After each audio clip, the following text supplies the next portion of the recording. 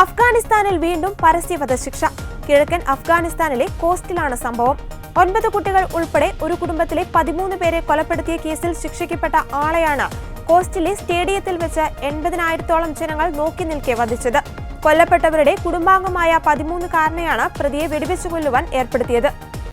മംഗൾ എന്നാണ് വധശിക്ഷയ്ക്ക് വിധേയനായ ആളുടെ പേരെന്നാണ് താലിബാൻ അധികൃതർ പറയുന്നത്. ഇയാളെ അഫ്ഗാനിസ്ഥാൻ സുപ്രീംകോടതി കുറ്റക്കാരനെന്ന് കണ്ടെത്തിയിരുന്നു.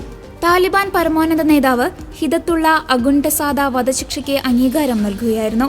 2021 താലിബാൻ അധികാരത്തിലെത്തിയ ശേഷം നടക്കുന്ന 11ാമത്തെ വധശിക്ഷയാണിത്. വധശിക്ഷ നടപ്പാക്കുന്നത് കാണാൻ കൊല്ലപ്പെട്ടവരുടെ ബന്ധുക്കൾ ഉൾപ്പെടെ 80,000-ലധികം പേർ ഗോസ്റ്റ് സ്റ്റേഡിയത്തിലെത്തി. 10 മാസം മുൻപ് ഗോസ്റ്റ് നിവാസിയായ അബ്ദുൾ റഹ്മാനെയും കുടുംബാംഗങ്ങളെയും കൊലപ്പെടുത്തിയ കേസിൽ മംഗൾ കുറ്റക്കാരനെന്ന് കോടതി വിധിച്ചിരുന്നു. പുറത്തുവന്ന വീഡിയോയിൽ 5 തവണ വെടിതീർക്കുന്നതിന്റെയും തുടർന്ന് നിരവധി പേർ മതപരമായ മുദ്രാവാക്യം മുഴക്കുന്നതും കേൾക്കാം. ഇക്കഴിഞ്ഞ ഒക്ടോബറിലും അഫ്ഗാനിസ്ഥാനിൽ പരസ്യ വധശിക്ഷ നടപ്പാക്കിയിരുന്നു. യുവാവിനെയും ഗർഭിണിയായ ഭാര്യയെയും കൊലപ്പെടുത്തിയ പ്രതിയെ ഇരകളുടെ ബന്ധു തന്നെയാണ് വധിച്ചത്. ബാദ്ഗീസ് പ്രവിശ്യയുടെ തലസ്ഥാനമായ ഗല ഇ നവിയിലെ സ്പോർട്സ് സ്റ്റേഡിയത്തിലായിരുന്നു ജനക്കൂട്ടം നോക്കി നിൽക്കെ വധിച്ചത്.